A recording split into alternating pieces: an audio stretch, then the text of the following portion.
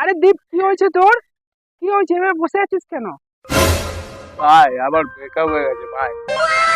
আরে ভাই, তোর কষ্ট দেখে আমার কষ্ট লাগছে ভাই। ওই মেয়েটা কিন্তু তোর মতো ছেলে কোনোদিনই পাবে না ভাই, তোর মতো ছেলে।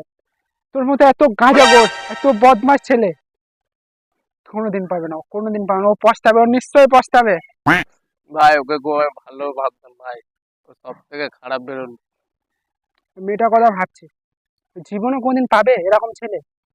ছেলেটা মুখটা কতটা ভালো, কি বলবো।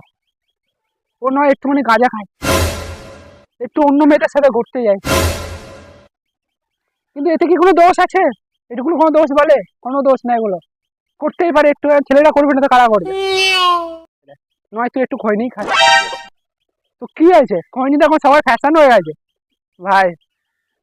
একদিন ওই মেয়েটা ভাববে তোর কথা, নিশ্চয়ই ভাববে। আমার কথা তুই মরা, একদিন কারো তোর কথা ভাববে। জীবনে ও কতটা যে ভুল করেছে, যে অনেকদিন আগে তোকে ছাড়িনি, সেটাও বুঝবে একদিন করে, ও বুঝতে বুঝ। তুই ভাবিস না ভাই, ও তোকে ছেড়ে চলে গেছে তো কি হয়েছে? ও চলে গেছে বলে তুই অনেক মেয়ে পটাতে পারবি না সেটা আমি জানি। কোনো মেয়ে তোর দ্বারা পড়বে না, কিন্তু চিন্তা করিস না ভাই, তোর বন্ধু আছে।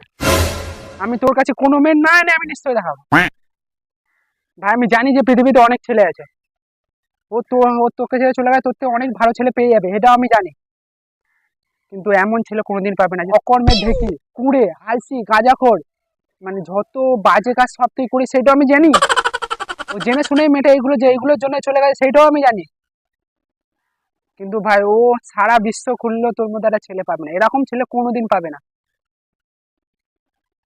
এইগুলো শুনে যদি তোর আত্মহত্যা ইচ্ছে করে তুই নিশ্চয়ই কর, কিন্তু ভাই যাওয়ার আগে এটার নাম্বারটা কিন্তু আমার